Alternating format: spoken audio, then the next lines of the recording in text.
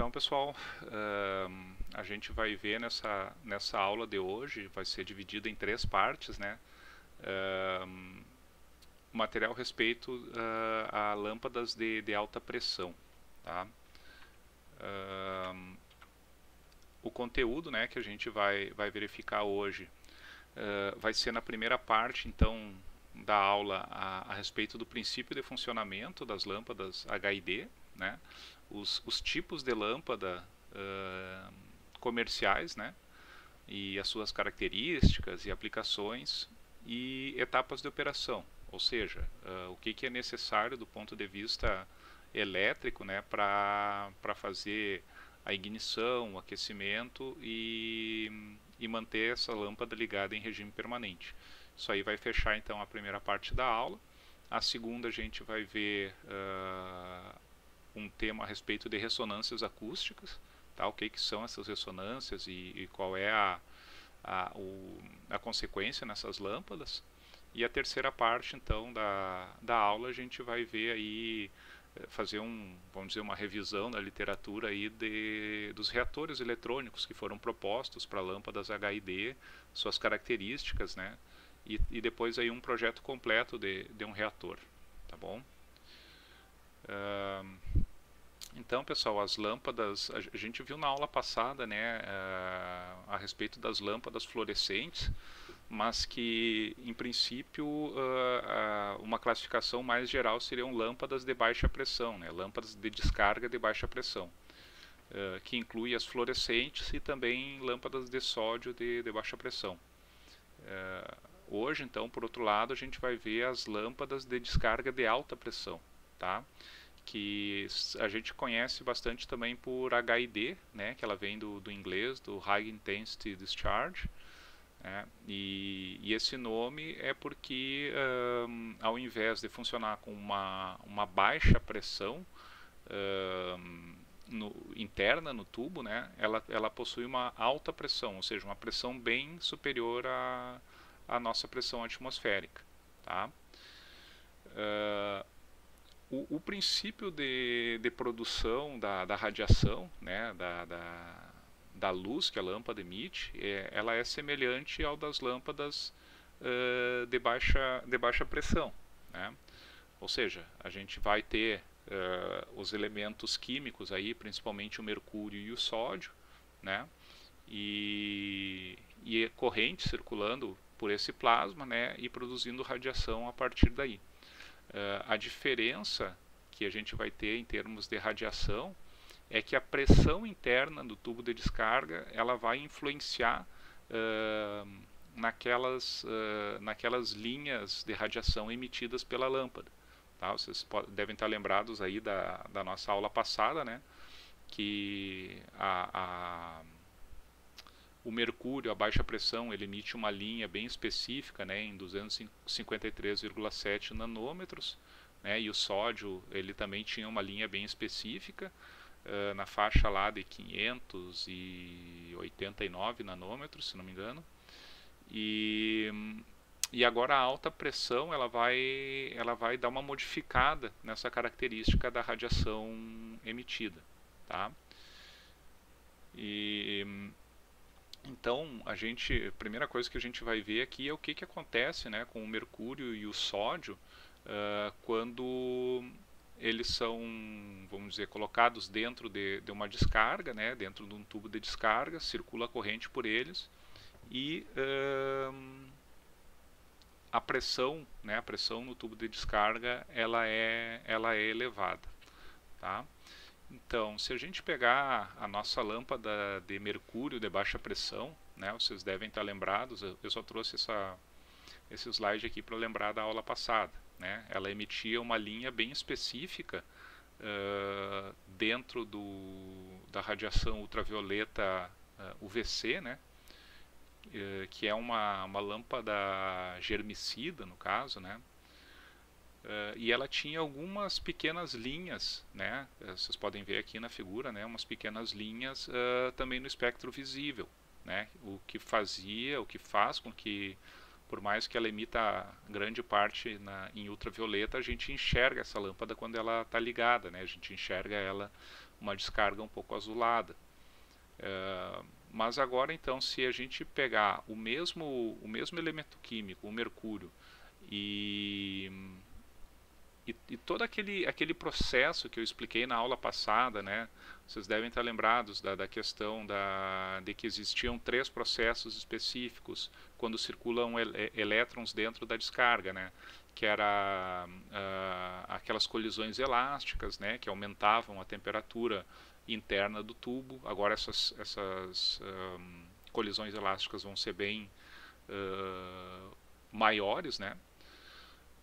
Também a gente tinha a ionização, né, que era a produção de elétrons livres também, né, dentro da descarga, quando se tiravam elétrons do átomo de mercúrio, né, ionizando esse átomo. E também a excitação, não é? Quando o átomo recebia determinada energia, o elétron saltava para uma camada de mais energia, e ao retornar ela liberava essa energia na forma de radiação. Tá? Todo esse processo continua acontecendo internamente na lâmpada. Tá? Só que o que acontece quando a gente aumenta a pressão interna na descarga do mercúrio? Né? A gente tem 2 efeitos bem importantes. Tá? O primeiro, vocês podem ver aqui nesse gráfico do rendimento da conversão, né, que seria a eficácia da descarga, né, em lumens por watt, no caso. À medida que a gente aumenta o pico mais baixo aqui, tá? Vou pegar aqui, esse pico aqui é onde trabalha a nossa lâmpada de baixa pressão, certo? Então, à medida que vai aumentando a pressão, essa eficácia cai, né? E depois ela aumenta, né? Aumenta e fica bem superior à eficácia da baixa pressão, tá bom? E outro efeito que acontece, né, é que aquela linha no UVC, né, aquela linha de 253,7 nanômetros, ela diminui bastante, né? Por outro lado, aquelas linhas do espectro visível, vocês podem ver aqui, ó, esse diagrama espectral aqui, né, é a característica do mercúrio em alta pressão, né? Então vocês podem ver que aquelas linhas, né, elas aumentam bastante, né, a sua amplitude. Então esse é o principal efeito da alta pressão no mercúrio, né? Então isso aqui que a gente vai trabalhar, né, com esse espectro visível aqui no caso, né. O mercúrio, por ele tem uma característica muito interessante para a circulação da corrente elétrica dentro do tubo de descarga. Tá? Então o mercúrio ele é utilizado como base da descarga elétrica em todas as lâmpadas HID. Tá? Mas as lâmpadas que vão utilizar diretamente o mercúrio para produzir luz, tá? Vão ser a lâmpada a vapor de mercúrio e as lâmpadas de luz mista, tá? Que depois, quando a gente for ver os tipos de lâmpada, a gente vai analisar com mais detalhe essas lâmpadas, tá? E agora com respeito ao sódio, né? Vocês estão lembrados, né, vamos dizer, das linhas aqui de emissão do sódio a baixa pressão, né? O que acontecia? Então a gente tem aquelas 2 linhas dominantes ali, né, que é de 589 e 589,6 nanômetros, né, que dá bem essa emissão aqui bem no amarelo, né? Então essa aqui era aquela lâmpada que ela tinha um IRC negativo, né? Porque tudo que essa lâmpada ilumina, o que não for amarelo, a gente vai enxergar cinza, né? A gente não vai conseguir identificar as cores, tá? Mas essa aqui é a lâmpada de baixa pressão, tá? O que acontece então se essa lâmpada, se o sódio ele é operado em alta pressão no tubo de descarga? É isso aqui que acontece, ó, pessoal. No caso do rendimento, o rendimento cai, tá? Vocês podem ver que aqui a baixa pressão, né? À medida que aumenta a pressão, esse rendimento vai caindo bastante. Ele volta a subir, né? mas esse segundo pico é bem menor que o primeiro pico, o pico da baixa pressão. Tá? Mas essas lâmpadas aqui, né, pessoal, as lâmpadas vapor de sódio de baixa pressão, elas eram, antes do surgimento dos LEDs, as lâmpadas de maior eficácia do mercado. Né? Ela chega aqui a 180 lumens por watt. Tá? Mas ela não era muito utilizada porque a reprodução de cores era terrível. Né? Mas o que acontece com as linhas, né, as linhas de radiação da lâmpada, né, vocês estão lembrados aí que a baixa pressão ela era apenas uma linha, né, a gente enxergava só aquela cor específica, né.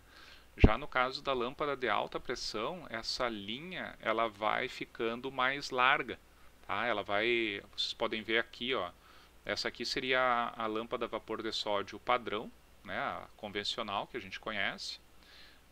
E teria lâmpadas vapor de sódio aqui, que elas são chamadas de sódio branco, né, que elas trabalham com pressões mais elevadas ainda, dentro do tubo de descarga, né, fazendo com que abra mais ainda esse espectro, né, melhorando a característica de cor. Né? Por exemplo, enquanto essa lâmpada padrão ela tem um IRC de 20, 25, né, essa aqui já teria um IRC de 60 e essa aqui de 80.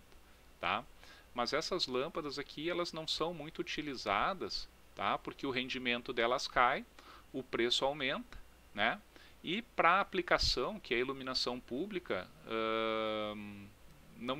não se tem ou não se tinha, pelo menos, né, antes do LED, uma exigência tão grande com relação à qualidade da luz. Tá? Então, por isso se trabalhava com essas lâmpadas aqui, né, com um IRC de 25 no máximo. Tá? Apesar de que agora, né, com o surgimento do LED, a norma brasileira exige um IRC mínimo para iluminação pública de 70.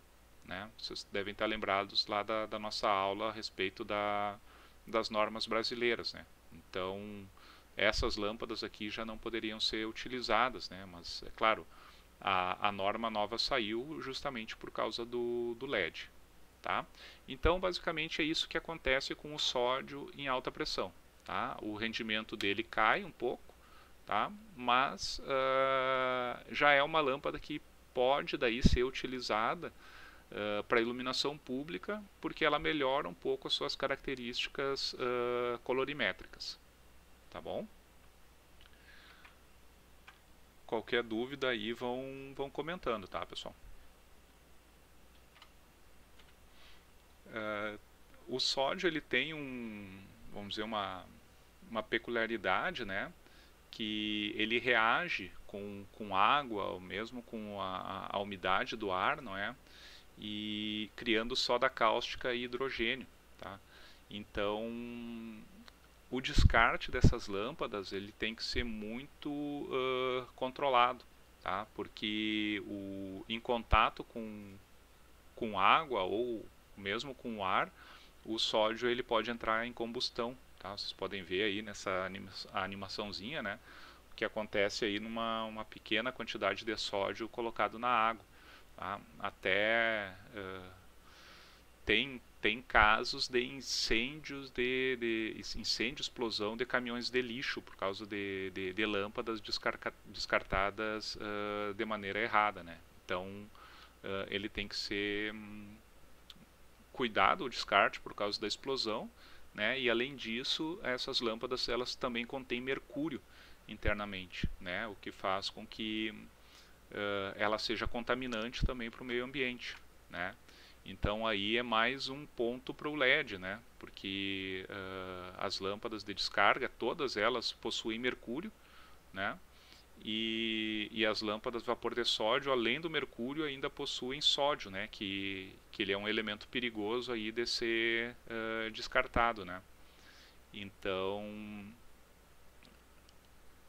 era outra, né? Quando a gente começou aí a introduzir o LED na parte da iluminação, né?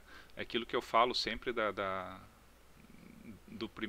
da primeira sessão de um artigo, aquela sessão da introdução, né, que a gente vai falando, justificando por que está propondo um driver de LED. Daí, hoje em dia já não se faz isso, né, porque já se convenceu de que o LED é melhor. Mas quando começou, né, essa transição da lâmpada de descarga para o LED, as justificativas eram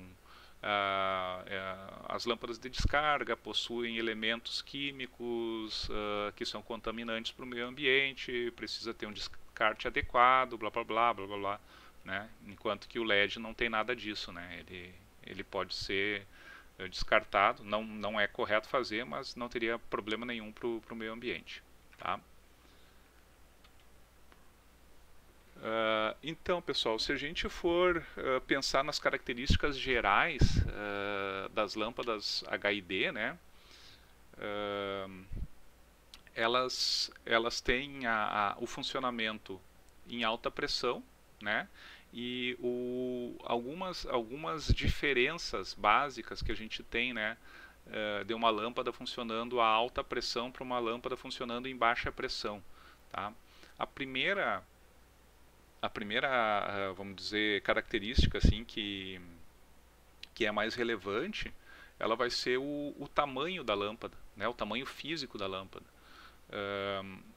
A gente vai analisar ali as lâmpadas de descarga, as lâmpadas HID, né, apesar de ser uma lâmpada, parece que ela é grande, né, umas coisas desse tamanho assim, mas o tubo de descarga ele é pequenininho, está lá dentro da lâmpada, e o que tem em volta é só vamos dizer, um invólucro de proteção, né, porque se esse tubo de descarga explodir é extremamente perigoso, né, que a pressão é muito alta ali dentro. Então, por exemplo, uma lâmpada fluorescente, né, de 32 watts, por exemplo, é uma lâmpada que tem 1,20 m, né, o tubo de descarga dela. Já as lâmpadas HID, tu pega um tubo de descarga de, digamos, 5 centímetros, tá? E tu coloca 400 watts dentro desse tubo, né? Então a densidade de potência ela é muito maior, tá? E agora, mas o que é melhor, né? É melhor uma densidade de potência maior ou menor, né? Aí depende da aplicação, né? Porque, por exemplo, para uma iluminação de interiores, por exemplo, né? A iluminação numa casa, numa sala de aula, por exemplo, tu não quer colocar 400 watts de luz num tubo de 5 centímetros, né? Porque fica um ponto de luz muito forte, né, ofusca se tu olhar para ele, e é muito difícil fazer o projeto luminotécnico, né? Para uma iluminação de interiores, o melhor é ter uma lâmpada. Na verdade, assim, o melhor seria que a gente tivesse as superfícies iluminadas, né? Imagine que se a gente tivesse o teto inteiro da sala emitindo luz, né? Que é um pouco aí da ideia dos OLEDs, né, dos LEDs orgânicos, é ter essas superfícies que emitem luz. Mas se não tem essa superfície, o melhor é distribuir a luz, né, ao longo de uma lâmpada maior, né, para que não haja ofuscamento e a gente consiga ter um melhor aproveitamento aí da luz emitida, né. Por outro lado, quando a gente tem uma iluminação externa, né, uma iluminação pública, por exemplo, a gente tem que colocar uma lâmpada lá numa altura de 9 metros, né, a gente quer uma lâmpada pequena, né, uma dimensão pequena, porque tem até a questão construtiva do poste, o efeito do vento, não é, que vai balançar essa luminária. E se a gente tem uma lâmpada muito grande, ela tem muita resistência ao vento, ela pode inclusive ser arrancada do poste numa ventania, né? Então, para a iluminação externa, a gente quer lâmpadas com uma alta densidade de potência, né? Por exemplo, as lâmpadas comuns, né, na iluminação pública eram lâmpadas de 150 watts, de vapor de sódio, né, ou 250 watts, né, dependendo dependendo da aplicação. Tinha também as de 70 watts para vias menos iluminadas, né? Então vocês imaginem pegar 250 watts de fluorescente, né? A gente teria que colocar uma calha com 10 lâmpadas fluorescentes a uma altura de 9 metros de altura, né? Não tem fundamento. Então essa característica das lâmpadas de alta pressão, ela, vamos dizer, facilitou bastante, né, essa questão de colocar num poste, né? Apesar de que eu já vi fluorescente em poste de iluminação pública, assim, né? Mas é cada vez mais raro que isso aí aconteça, tá? Outra característica bem marcante, né, dessas lâmpadas é com relação à temperatura de operação interna nesse tubo de descarga, né? A gente viu da aula passada, né, que as lâmpadas fluorescentes, elas operam com uma temperatura próxima da ambiente, né? A temperatura de descarga de arco é de cerca de 40 graus Celsius, né? Já essas lâmpadas aqui, para se chegar na alta pressão, né, como é que a gente aumenta a pressão interna na lâmpada, né? Não é colocando uma bomba de encher pneu de bicicleta e assoprando ali para dentro, né? É através da temperatura. Tem que aumentar a temperatura interna do tubo de descarga. Então a gente vai ver aí, dependendo do tipo de lâmpada, né? A gente opera aí com temperaturas de 350 graus Celsius a mais de 1000 graus Celsius internamente no tubo de descarga, tá? Então essa aí é uma característica bem marcante também. E os principais tipos de lâmpada, então, né, que a gente vai ver aí, a gente vai ver de um modo histórico e depois a gente vai focar em dois tipos só para estudar, que são as mais utilizadas, né? Mas a gente tem aí as lâmpadas de vapor de mercúrio de alta pressão e as lâmpadas mistas, né, que foram as primeiras aí a surgir, que elas derivam direto da descarga do mercúrio, né? E a gente tem as lâmpadas de vapor de sódio de alta pressão, né, que vocês devem conhecer bastante, né, da iluminação pública, essas lâmpadas amareladas, e as lâmpadas de vapor metálico. Aí tem várias nomenclaturas, né? Eu não sei muito bem qual é a nomenclatura certa em português, mas em inglês é metal halide, né? Então aqui chamam de iodetos metálicos, multivapores metálicos. Já vi várias nomenclaturas diferentes, mas a gente vai ver o que são essas lâmpadas depois, tá? Então, pessoal, vamos agora ver essas lâmpadas, né? Esses tipos de lâmpadas de forma bem resumida, né? Eu só quero apresentar aqui características principais para que vocês conheçam realmente, né? E entendam um pouco das características dessas lâmpadas, né? A gente tem aí as primeiras lâmpadas, que foram as lâmpadas vapor de mercúrio de alta pressão, tá? Elas surgiram no mercado aí em 1936, tá? E elas se baseiam então na descarga elétrica através do mercúrio e um gás inerte, né? Vocês lembram que o gás inerte é usado também nas fluorescentes, né, para facilitar a ignição, né? Ela diminui a tensão necessária para a ignição da lâmpada, tá? E essas lâmpadas aqui, pessoal, apesar de que vocês hoje não devem conhecer, né? Eu não sei se vocês já ouviram falar do programa Reluz, que foi um programa de eficientização da iluminação pública brasileira, né? Ele ocorreu ali nos anos 80, final dos 80, anos 90, né? Que foi basicamente as lâmpadas que se utilizavam em iluminação pública no Brasil eram essas lâmpadas aqui, lâmpadas de vapor de mercúrio de alta pressão. E o programa Reluz, ele foi justamente um incentivo do governo, as prefeituras brasileiras, né, adquirirem lâmpadas vapor de sódio e substituir as lâmpadas vapor de mercúrio, né? Então, esse programa agora, parecido um pouco com esse, surgiu agora para trocar as vapor de sódio por LED, tá? Mas ele não se chama mais Reluz, mas tem alguns editais do governo para isso agora também, tá? Mas vamos dizer, foi um incentivo, né, do governo para melhorar a eficácia da iluminação pública brasileira, né? E então as prefeituras aproveitaram esse incentivo até para diminuir a conta de luz, né? Então aqui eu lembro que eu comentei de lâmpada a vapor de sódio de 250 watts, né? Essas 250 watts substituíam as de vapor de mercúrio de 400 watts, né? E hoje tu pega uma luminária LED de 150 watts, substitui uma vapor de sódio de 250 watts, né? Então a gente está baixando cada vez mais a potência para ter a mesma luz, né? Mas essas aqui foram as pioneiras, né? E elas tinham então as principais características, né?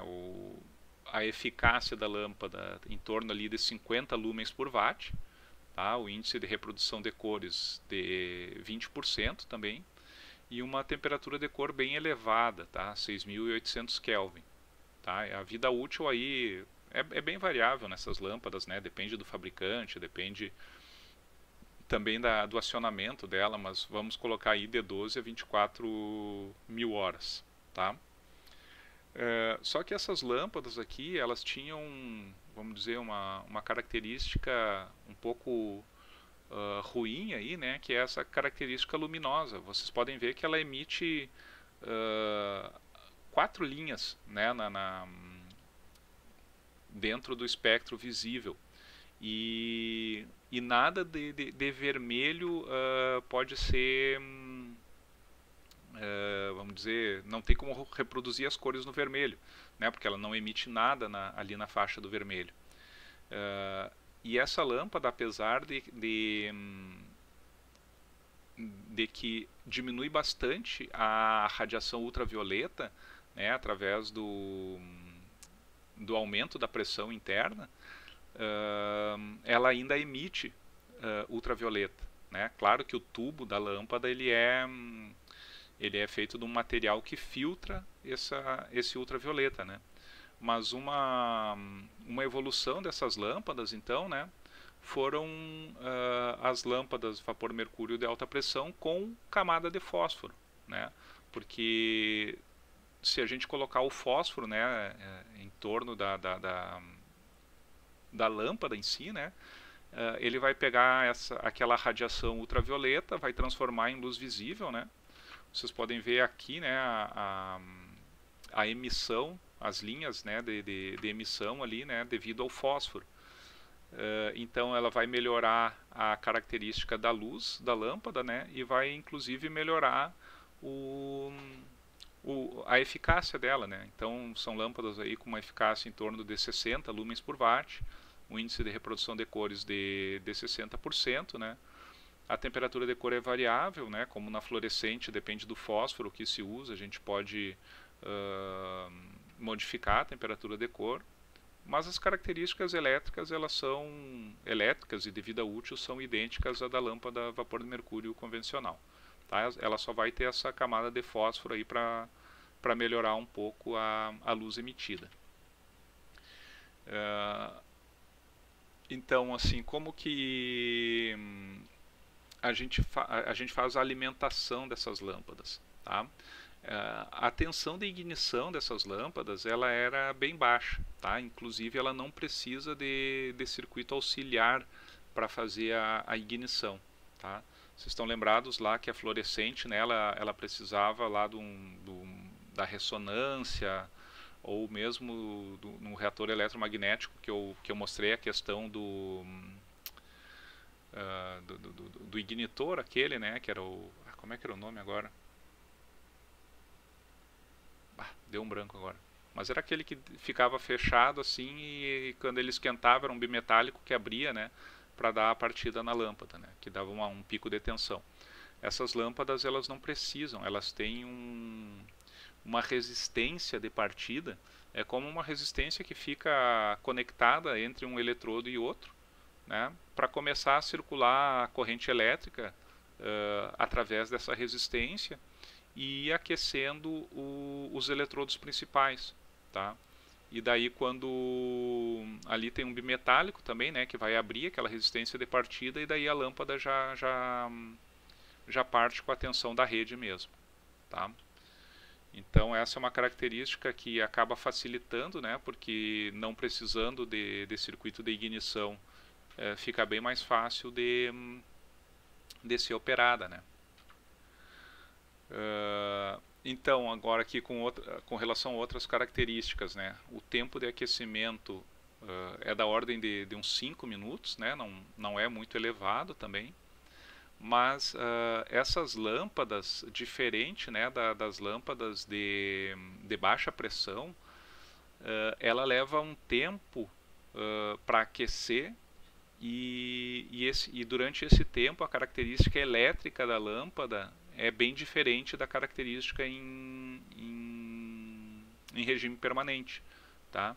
Principalmente que a tensão dela, quando ela está fria, ela é bem mais baixa que a tensão em regime permanente, tá? A gente vai ver aí que ela pode ser da ordem de 4 vezes mais baixa que a tensão em regime permanente.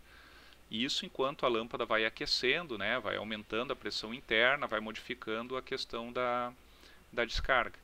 E a corrente, né, como a gente vai ter, eu falo em tensão, né, mas se a gente for pensar do ponto de vista de carga, a impedância da lâmpada é bem mais baixa.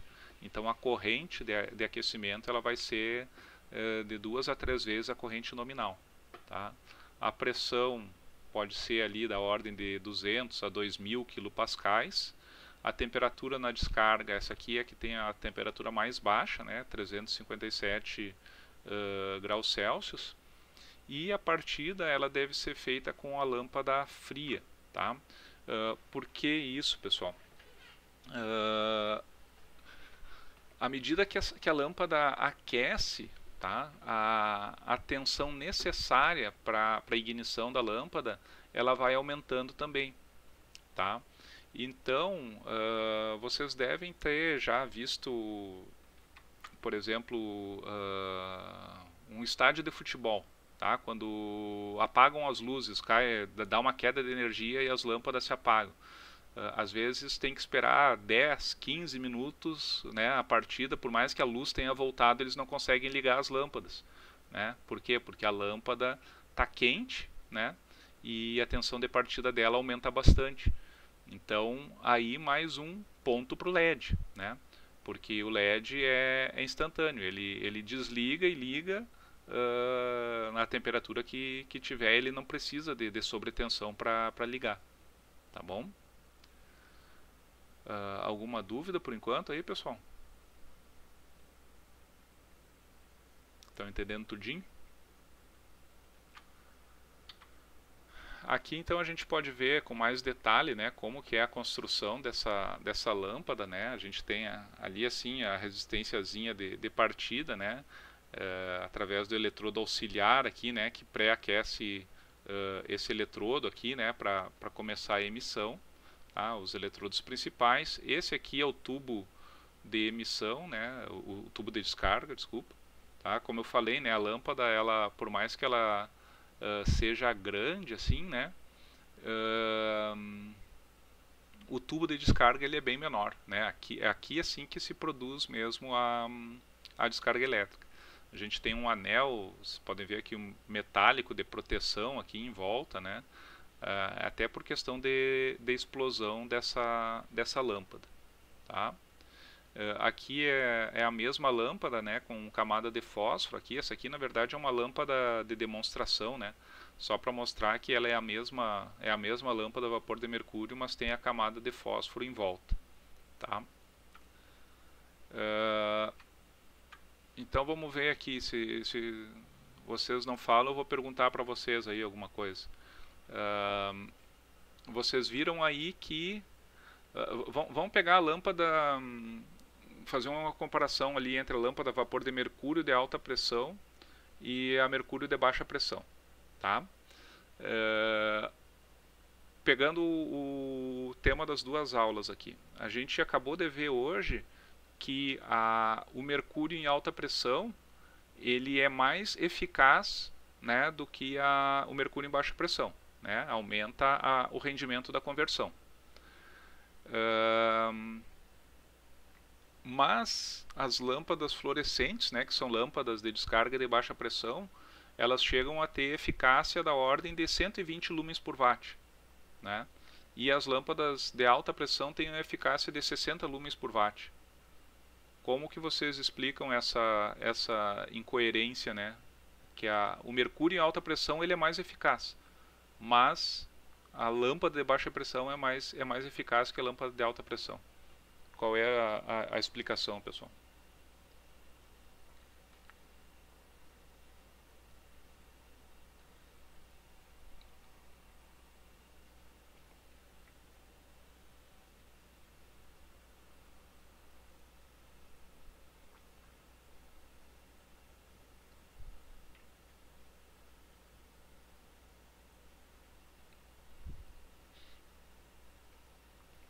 A explicação ela está na temperatura de operação, né? Para funcionar em alta pressão, a gente precisa elevar a temperatura, né, a quase 400 graus, né? Enquanto que a lâmpada de baixa pressão ela funciona a 40 graus Celsius, né? Então a troca térmica que eu tenho, né, entre a lâmpada e o ambiente, né, ela é muito maior na lâmpada de alta pressão, né? Então isso aí faz com que eu perca muita energia, né? Perca grande parte da potência da lâmpada aí é para manter a temperatura de operação dela, né? Para compensar esse delta T, né, que eu tenho entre o ambiente e a lâmpada, né? E por isso que a fluorescente ela acaba sendo mais eficaz, né? Porque eu não tenho vamos dizer, troca térmica muito grande entre a lâmpada e o ambiente, né? Tanto que a fluorescente eu posso estar com ela funcionando o dia inteiro, eu desligo, eu vou lá, coloco a mão nela, troco, não dá nada, né? As lâmpadas que eu trabalhava ali no meu doutorado, eu desligava, daí tinha que esperar uns 10 minutos e depois pegar com uns pano bem grosso ela, senão eu apagava as impressões digitais do meu dedo lá, ficavam na lâmpada, né? Porque ela trabalha numa temperatura bem elevada mesmo, tá? Apesar de que as lâmpadas de alta pressão, vocês podem ver aqui até nesse slide com essa lâmpada, né? Ele tem, entre o tubo de descarga e essa ampola externa, ela tem ali, eles tentam emular vácuo, né? Para que tenha a menor troca térmica possível entre o tubo de descarga, que é onde está realmente a alta temperatura, né, e o meio ambiente, que vai estar fora da ampola, né. Então, mas mesmo assim não consegue, vamos dizer, isolar totalmente essa troca térmica, né. Professor, o senhor comentou, né, que quando é adicionado o fósforo, uma camada de fósforo, aumenta o IRC, né? Tipo, dá pra... Tem as linhas ali mais pro vermelho, né? No espectro visível. Mas por que isso? É uma característica do elemento ou, tipo, por que isso acontece? O fósforo, né? O fósforo ele é uma substância que ele ele faz o que a gente chama de fotoluminescência, né? Lembra, né, que eu expliquei que ele é excitado por uma radiação e emite uma radiação num comprimento de onda menor, tá? Essa é uma característica muito importante, né? Que sempre que a única substância que se usa é o fósforo, né? E sempre a radiação vai ser com um comprimento de onda maior do que o que excitou, né? Então, por exemplo, o fósforo ele é excitado com ultravioleta, né? E vai emitir lá na faixa do vermelho, tá? Mas, por que ele vai emitir na faixa do vermelho? Justamente porque essas lâmpadas, elas carecem de emissão na faixa do vermelho, tá? porque existem fósforos que tu pode excitar com ultravioleta e emitem na faixa do azul, né? Ou que emitem na faixa do verde, do amarelo ali, ou do vermelho, né? Tanto que as lâmpadas fluorescentes, para emitir luz branca, né, de boa qualidade, elas usam o que a gente chama de trifósforos, né, que são 3 tipos de fósforo diferentes. Já nessa lâmpada de vapor de mercúrio de alta pressão, o que falta na emissão dela é o vermelho. Por isso que o fósforo que se utiliza é o que emite no vermelho, né? Que é tipo o fósforo que os LEDs usam, né? Porque o LED, ele emite, é um LED azul, né? E ele precisa de emissão na faixa do vermelho também. Então ele acaba usando esse tipo de fósforo também, né? Isso te falando assim, de forma geral, né? Porque eu não sou especialista na química do elemento aí, né? Mas o que a gente precisa saber é isso aí mesmo. Professor, nesse mesmo sentido, a camada de fósforo ela não influencia a parte já visível ali que tem, aquelas espículas que a lâmpada já possui ali? De luz visível, ela só transfere a parte do ultravioleta para o vermelho mesmo, esse fósforo específico. Influencia alguma coisa? Em princípio é o que ele faz, né? Tanto que se a gente for ver, né, a emissão, né, de uma lâmpada a vapor de mercúrio sem fósforo e com fósforo, né, pelo menos visualmente, assim, as linhas ali na faixa do azul e tudo mais, elas permanecem alteradas, né? Eu notei isso ali no espectro. Só apareceu no vermelho, as outras não. É como eu falei, eu não sou especialista na química do elemento, né? Mas talvez ele tenha uma faixa ali no qual ele é excitado e que ele emite, né? E se for fora da faixa que ele é excitado, ele é como que transparente, sei lá, para radiação, né? Sim, não atenua as outras, isso é bom. E também tem uma questão, né, que esses diagramas aqui que eu estou mostrando, né, geralmente eles são normalizados, né? Então o fósforo ele pode estar atenuando aquelas linhas ali, né? Mas como o diagrama é apresentado normalizado, parece que elas têm a mesma amplitude ainda, né? Sendo que pode ser a metade, um pode ser a metade do outro que a gente visualmente não consegue observar, né? Sim, e parece assim que tem uma vantagem de fazer um pouco do papel de um difusor, assim, algo assim, essa parte branca também, né, do fósforo, não sei se... Isso, ele ajuda também, né, porque até pela... Fica melhor de olhar para lá. Aí entra na parte do ofuscamento, né, que é um ponto aí mais complicado também para o LED, né, que o LED não tem isso aí e ele ofusca, né, principalmente quando tu tem LEDs de alta potência, né, num semicondutor pequeno, tipo os COBs, né. Obrigado, professor. Ainda nessa linha, eu acho que a parte do espectro ela influenciava um pouco mais, né? Mas eu não sei se comparar as duas, né, a de alta pressão e a de baixa pressão, eu acho que o espectro é quase o mesmo, né? Por isso que é só a temperatura que influencia na eficácia, ou tem alguma outra questão? Que tu acaba emitindo luz UV que na curva fotópica é zero, né? Tu diz que a emissão é diferente porque a vapor de mercúrio ela emite linhas e a fluorescente ela emite mais contínuo. Exato. Eu achei que fosse talvez alguma parte desse sentido, mas é só a temperatura mesmo que mais influencia? É só a temperatura. Porque a parte das linhas ela é compensada depois com a integral, aquela lá, né? Essas linhas elas vão ser, apesar de serem mais descontínuas, elas têm uma amplitude bem maior, né? Então, quando faz a integral, elas se compensam. Né? Entendi. E se tu for ver, né? Tem outra questão, né? Que a lâmpada fluorescente, toda a radiação visível, ela é fruto da luminescência, do fósforo, né? Porque ela só emite praticamente ultravioleta. Enquanto essas de mercúrio aqui tem parte da radiação que ela é emitida direto, né, da descarga para o visível, né?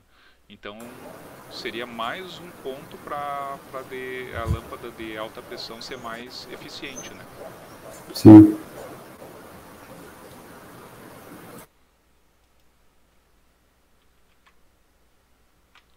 Bueno, vamos adiante aqui, pessoal. Aqui eu vou mostrar só um slide de uma lâmpada que... Essa aqui eu não conheci, tá? Mas essa aqui veio antes da vapor de mercúrio de alta pressão, né, em iluminação pública, que eram as lâmpadas mistas, tá? Que ela é chamada de lâmpada mista porque ela é um misto entre uma lâmpada incandescente e uma lâmpada de vapor de mercúrio de alta pressão, tá? Ela tem então um filamento incandescente, né, que ele é responsável pela partida e também pela estabilização da descarga, né? Ou seja, essas lâmpadas aqui não precisam ter o reator, né, o reator eletromagnético para funcionar. Tu coloca direto na rede e ela liga, né? E também vocês podem ver aqui, né, da própria o espectro da lâmpada, né, que a gente tem uma emissão contínua aqui, né, aumentando no vermelho, que isso aqui é a emissão da lâmpada incandescente, né, do filamento incandescente. E a gente tem as linhas daí do mercúrio, né. Apesar de ser uma lâmpada aí que pode ser utilizada direto na rede, né, o rendimento dela é um pouco melhor que de uma lâmpada incandescente, né. A incandescente está na faixa de 15 lumens por watt e essas daqui tem aqui 30 lumens por watt, né. E também a vida útil é mais baixa, né, de 4.000 horas. Tá, mas é só uma lâmpada histórica e isso aí vocês só vão encontrar em museu hoje em dia, né. A próxima, então, lâmpada que a gente vai ver são as lâmpadas vapor de sódio de alta pressão, né? O desenvolvimento delas é mais recente, as primeiras comerciais saíram em 1964, né? E a gente viu, né, que o sódio ele emite radiação diretamente no espectro visível, né? Então essas lâmpadas elas têm aí um rendimento bem elevado, né, até 130 lumens por watt. O índice de reprodução de cores eu já tinha explicado, né, perto ali de 25, e a temperatura de cor ela é bem baixa, né, na ordem ali de 2000, 2200 Kelvin. A vida útil pode ter até 36.000 horas, e essas lâmpadas, né, para o sódio emitir aquela, vamos dizer, né, aumentar, alargar aquela faixa, né, dentro do espectro visível, a pressão ela é bem superior à pressão da lâmpada de mercúrio, né? Então, por exemplo, a temperatura de operação nessas lâmpadas chega a 1000 graus Celsius, né, internamente ali no tubo de descarga, tá?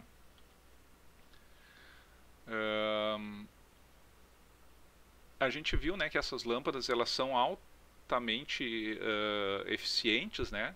Mas é principalmente devido à característica fotópica do olho humano, né? Aquilo que eu expliquei lá nas primeiras aulas para vocês, né? Que a resposta do nosso olho, a gente tem fotópica, escotópica e a mesópica também, né?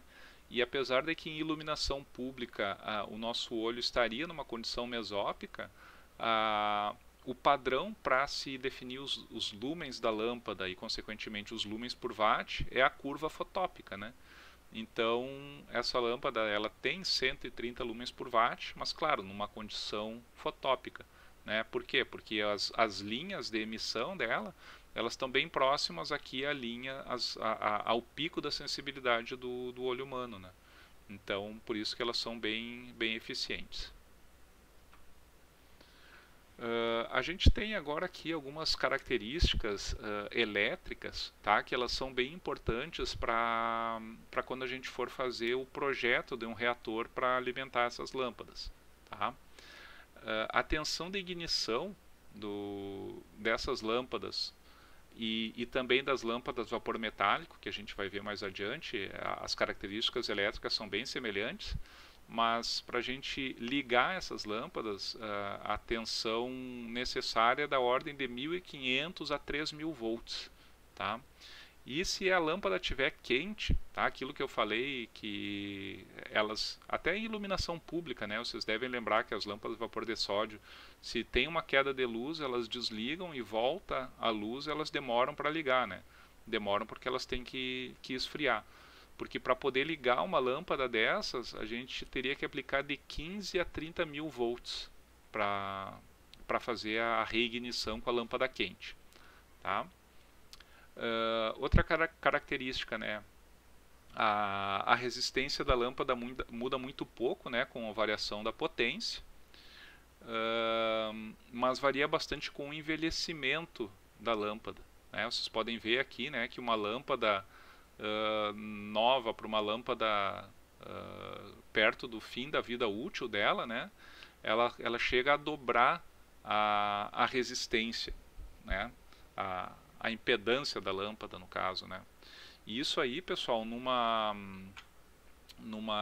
aplicação, por exemplo, de iluminação pública, né, onde a gente tem um reator eletromagnético, que ele é simplesmente um elemento passivo em série com a lâmpada, né, quer dizer que essas lâmpadas, à medida que elas envelhecem, elas vão perdendo potência, né, vai diminuindo a potência da lâmpada porque a resistência dela vai aumentando, né. E uma coisa interessante é que a cobrança da energia da iluminação pública que a concessionária faz para as prefeituras, ela não é medida, né? Por exemplo, assim, a prefeitura tem, sei lá, 1000 lâmpadas de 100 watts. A concessionária vai cobrar 1000 lâmpadas de 100 watts, né? A potência consumida, daí eles fazem uma média de tempo, né? Mas essa lâmpada de 100 watts, à medida que ela vai envelhecendo, a potência dela vai caindo para 95, para 90, para 85, né? E a concessionária segue cobrando o valor da lâmpada nova, né? Então essa aí é uma das justificativas, pessoal, da telegestão em iluminação pública, né? Ou seja, ter um sistema que meça a potência consumida pela luminária, né, e vai enviando essa informação, e daí lá no final, no final do mês, né, a prefeitura pode pagar somente o que consumiu de energia, né. Essa é uma das justificativas da telegestão. Inclusive o primeiro seminário que a gente vai ter na disciplina, né, vai ser com o professor Barrichello, que ele vai apresentar algo nessa linha, né? Ele trabalhou bastante com essa parte de medição da potência consumida, né, pelas luminárias de iluminação pública, e uma maneira de obter essas informações, né? Mas aqui vocês podem ver que a lâmpada ela varia bastante com o envelhecimento, né? O último tipo de lâmpada, né, são as lâmpadas de multivapores metálicos, né, ou MH, né, de Metal Halide, né, que essas são lâmpadas que elas usam o mercúrio também, né, para descarga, mas são acrescentados alguns iodetos metálicos, né, iodetos seriam, sei lá, são elementos químicos aí, né, que eles têm uma característica parecida com o mercúrio, né, que eles emitem, na verdade parecido com o sódio, que ele emite no espectro visível, né, quando ele está numa descarga elétrica. E essas lâmpadas aqui, elas são específicas para se ter uma boa qualidade da luz emitida, tá? Então elas são lâmpadas utilizadas para estúdios de televisão, iluminação de estádios de futebol, né, onde tu tem que fazer gravação, né, para televisão, né, para tu fazer uma boa gravação tu precisa ter uma boa qualidade da imagem, né, e tu vai ter uma boa qualidade da imagem se a lâmpada que tu está utilizando ela emite um maior número de comprimentos de onda, né, para que se tenha uma melhor reprodução de cores do que está sendo iluminado. Essas lâmpadas especificamente foram as que eu trabalhei no meu doutorado, né? Elas têm características semelhantes às lâmpadas de vapor de sódio, né? São, eu digo, semelhantes em termos de alimentação, né? Ou seja, um reator que eu fizer para uma lâmpada de multivapores metálicos é o mesmo reator para uma lâmpada vapor de sódio de alta pressão, tá? Então o que a gente vai ver aí vai servir tanto para uma quanto para outra, tá? Então outras características, né? Ela tem aí uma eficácia na ordem de 100 lumens por watt, tá? índice de reprodução de cores na faixa de 90, 95, né? Só não é 100 porque a gente sabe, né, que 100 vai ser só a lâmpada incandescente, né, que é o padrão que se usa para comparar. E a temperatura de cor ela também é variável, né? Eu posso escolher uma lâmpada fria, uma lâmpada neutra, né, uma lâmpada quente. Vida útil ali em torno de 15.000 horas, né? E a alimentação, a operação, as características elétricas são similares às lâmpadas vapor de sódio de alta pressão. Tá? Aqui a gente pode ver então algumas lâmpadas desse tipo, né? Como que ela emite a luz, né? Vocês podem ver que ela emite um espectro bem contínuo, né? Dentro dos comprimentos de onda visíveis, né? E são lâmpadas aí que são específicas mesmo para boa reprodução de cor, né? A gente tem aqui uma lâmpada de 70 watts, né? Essa aqui é uma lâmpada de 35 watts, mas essas lâmpadas elas podem ter 2.000 watts, acho que tem lâmpadas de 2.000 watts. Aquelas, né, para tu iluminar um estádio de futebol na altura que está aquelas luminárias, né? Precisa de muita potência mesmo. E não dá para botar 1.000 lâmpadas dessa aqui, né? Quer colocar o menor número possível, né? Essa de 35 watts aqui foi uma das que eu trabalhei no meu doutorado. Essa aqui da Philips, CDM 35 watts 830. Aqui um pouco a parte da reprodução de cor, né? Por que a vapor metálico ela é melhor, né? Ela emite aquele espectro mais contínuo lá, né? Que é a questão dos iodetos metálicos, né? E agora a gente vai ver então o que é necessário, né, para operar essas lâmpadas, né? Ou seja, para alimentação elétrica tanto das lâmpadas vapor de sódio de alta pressão quanto das lâmpadas de multivapores metálicos. Tá? Agora a gente vai focar só nessas que são as que foram mais recentes e têm melhores características, né? Porque as lâmpadas de vapor de mercúrio elas ficaram obsoletas, lâmpada mista também, né? Essas aqui são as duas únicas que ainda não estão obsoletas, né? E elas têm características semelhantes de operação elétrica, né? Para ignição, então, a gente tem como norma, né? Eu falei para vocês, né, que elas ligam de 1.500 a 3.000 volts, né? 3.000 volts é a tensão definida por norma para ligar essas lâmpadas, tá? Mas elas ligam com tensões um pouco menores, né? E 30.000 volts, né, para a lâmpada quente. E a largura do pulso, né, não é dar um pulso de 3.000 volts por 1 nanosegundo, né? Não é isso aí que vai ligar a lâmpada, né? Tu precisa, a gente tem normas, né, para aplicar essas tensões, né? E a largura mínima é de 1 microsegundo, né? Da 3.000 volts ou 30.000 volts, né?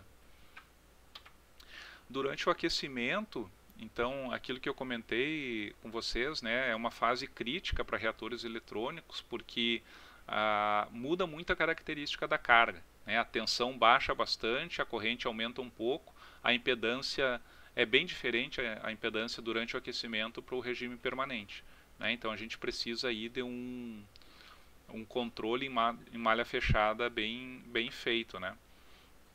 E em regime permanente, a gente tem que a lâmpada ela se comporta como uma resistência, né? Mas ela tem ainda aquela característica, né? Vocês estão lembrados da aula passada de ter um zero no semiplano direito, né? Então essa característica aqui também tem que ser levada em consideração para fazer o projeto do sistema em malha fechada para alimentar essas lâmpadas. Tá certo?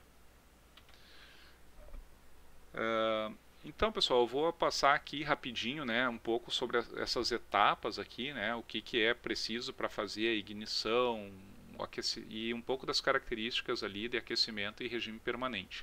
Tá? Então, a gente trabalhou bastante, né, em termos de pesquisa para se fazer a parte dos circuitos de ignição dessas lâmpadas, né, porque não é tão simples, né, vocês deve imaginar aí, tu aplicar um pulso de 3.000 volts, né, num circuitinho, dentro de um reator eletrônico, né, era uma coisa aí que às vezes saltava um pouquinho de faísca pelo ar também, né, então tem que ser um projetinho bem elaborado, né, e 30.000 volts eu nem conto para vocês, né.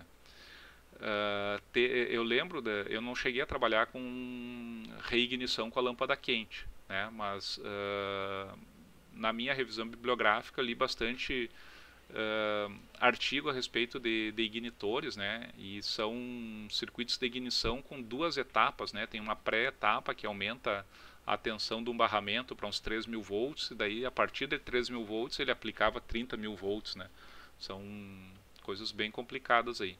É tão complicado que a gente mesmo num estádio de futebol, imagina o dinheiro que tem, né, um clube de futebol, né, eles não têm luminárias que façam a partida da lâmpada quente, né.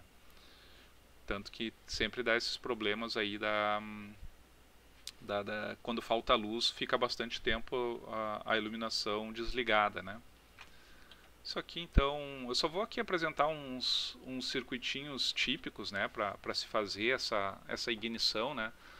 Por exemplo, aqui, ó, tem um elemento que é esse aqui que está representado na figura, é o que a gente chama de spark gap, tá? O spark gap é um elemento que ele é um circuito aberto, né? Mas à medida que a tensão aumenta nos terminais dele, chega um ponto em que rompe o dielétrico dele e ele fecha. É como um interruptor que fecha quando a tensão atinge um determinado valor.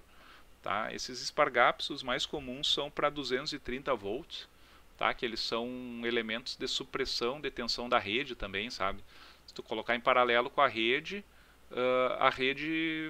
funciona normal, mas se tu tiver um pico de sobretensão na rede, ele conduz e absorve aquela energia, né? É um elemento de proteção, mas que no caso das lâmpadas foi usado para ignição. Então, isso que a gente tem aqui, ó, esses 2 enrolamentos, né, é o primário e o secundário de um transformador, né? Então, tu tem aqui um capacitor que vai se carregar, chega na tensão do spark gap, ele fecha, então tu aplica aqui 230 volts em cima do primário, né? E daí tu pega aqui uma relação de espiras de 1 para 15 aqui, por exemplo, né? E daí tu aplica lá uma tensão de 3.000 volts nos terminais da lâmpada, né? E daí quando a lâmpada liga, entra em regime, esse capacitor já não se carrega nessa tensão de ignição. Tá? Mas a gente vai ver aqui uns ignitores com mais detalhe quando a gente for ver o projeto completo do reator eletrônico. Tá? Essa partida ela pode ser controlada também, né, por um DIAC aqui, né? A gente pode fazer essa ignição controlada para aplicar então esse pico de sobretensão na lâmpada, né? Ou também através de um filtro ressonante, né? Se a gente for usar um reator eletrônico ressonante, né, a gente pode fazer aquela mesma ignição da lâmpada fluorescente, né, em que a gente tem um ganho maior do que 1, né, na ressonância do circuito com a lâmpada desligada, e com isso essa tensão ela vai subindo, né, até atingir a tensão de partida da lâmpada. Tá? Com relação ao aquecimento da lâmpada, esse aqui é uma forma de onda experimental que eu tirei durante o meu doutorado. Tá? Vocês podem ver aqui a gente tem uma escala de tempo de 20 segundos por divisão aqui, né? Então eu tenho mais de 3 minutos aqui de aquisição da tensão e da corrente da lâmpada. Tá? Vocês podem ver que a tensão com a lâmpada fria, ela começa aqui mais ou menos em 20 volts, né? Porque aqui está a referência, né? Ela começa, e aqui é 20 volts por divisão, né? À medida que ela vai aquecendo, ela vai chegar perto de 90 volts a tensão nominal da lâmpada, né? Então vocês podem ver que é uma transição lenta, né? E uma mudança muito significativa, né? Que a gente tem aqui quase 5 vezes, né, a tensão da lâmpada fria para a lâmpada quente, né? por isso que essas lâmpadas elas têm um tempo bem grande para estabilizar as características elétricas e térmicas, né? Ela tem que aquecer bem o tubo de descarga. Então, as vapor de sódio e multivapores metálicos, elas dependem da potência da lâmpada, né? Mas elas podem variar aí de 5 a 15 minutos para chegar no regime permanente delas. Outra questão, né, que é bem importante agora para o regime permanente da lâmpada, né, é aquilo que eu comentei com vocês, né, da impedância incremental da lâmpada, né, do zero no semiplano direito. Então a gente tem para essas lâmpadas também, né, essa característica aí que tem que ser levada em consideração na hora de fazer o projeto de um reator em malha fechada, né. Aqui até trouxe algumas figuras aqui desse artigo que a gente publicou em 2007, né, onde a gente desenvolveu aí um novo método para caracterização dessa questão dinâmica da lâmpada, né. Isso aqui era para se obter essa resposta dinâmica. A maneira convencional era através de alimentar ela em alta frequência com uma onda senoidal, né, e modular a envoltória, né, e traçar um gráfico de Bode experimental, né. Isso aí o professor Thiago Marquesan fez bastante na tese dele, só que assim eles chegavam às 6 horas da manhã no GEDRE, né, ele e os ICs na verdade o IC, né, o Jefferson, que trabalhava com ele nessa época, às 6 da manhã para passar o dia inteiro para tirar as aquisições para obter essa resposta dinâmica, né. E lá com o Marcos Alonso, o Marcos teve a ideia, né, que essa característica dinâmica ela poderia ser tirada de uma resposta ao degrau, né. Por isso que esse artigo aqui é a modelagem da lâmpada através do step response, né, que é a resposta ao degrau, que daí só através de uma aquisição, né, a gente conseguia obter todos os parâmetros dinâmicos da lâmpada, né. Então a gente conseguiu baixar bastante o tempo de ensaio para obter essa característica dinâmica. Tá, pessoal? Essa primeira parte, por assim dizer, né, para a gente indo aos pouquinhos aqui, né, seria isso daqui. A gente acabou de ver aí os tipos de lâmpada, o princípio de funcionamento, né, e também as necessidades, né, nas etapas de operação dessas lâmpadas, o que um reator precisa fazer para alimentar esse tipo de lâmpada, tá? Vocês teriam mais algum comentário, alguma observação dessa primeira parte aqui, pessoal? Pode falar, Pedro. Bom, professor, tudo bem? Tudo certo. Eu só queria pedir mais um pouco de esclarecimento sobre essa impedância incremental negativa, só para entender bem como funciona essa impedância dinâmica. Tá. Tu imagina assim, Pedro, a lâmpada ela está funcionando, tá? Ela está em regime permanente. Vamos pensar em termos de um sistema de controle, tá? O que um sistema de controle faz dentro de um circuito eletrônico? Tu está, por exemplo, mantendo a potência da lâmpada no ponto nominal dela, tá? Por exemplo, 35 watts ali, aquela minha lampadinha de 35 watts, tá? E ela está legal, ela está ali 35, tá mantida constante. O problema da característica dinâmica é quando tu tem uma variação, né? Por exemplo, tu pode ter uma variação na tua rede, tá? A tua rede ela pode ter uma sobretensão na rede, tá? Ela deu uma aumentada de tensão. Se o teu conversor ele está funcionando ali com uma razão cíclica fixa, mantendo tudo parelho, o que vai acontecer? Ele vai dar uma aumentada na potência da lâmpada, tá? O problema dessa característica dinâmica, que é o que ela tem vamos dizer, uma característica de impedância negativa, Tá? O que acontece?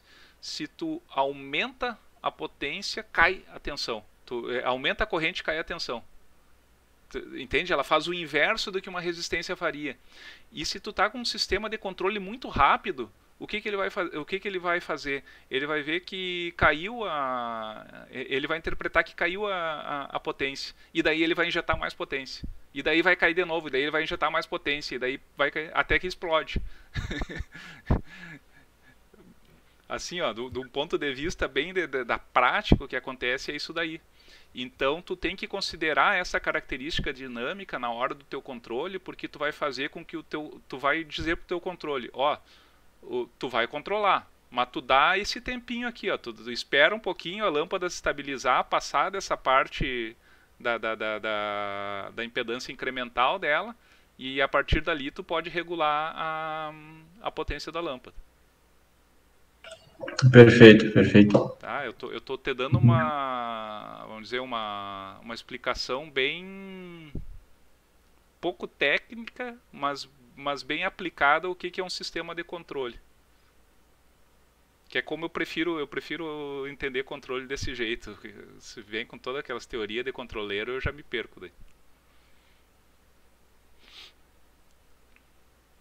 Tá, mas esse aí foi um tema muito estudado, tanto das lâmpadas fluorescentes quanto das lâmpadas HID, né? Essa característica dinâmica aí, não só obter a característica dinâmica, mas depois projetar o teu conversor e o sistema de controle considerando a característica dinâmica, né? A gente vai ver depois lá naquele... eu botei no final da aula de hoje ali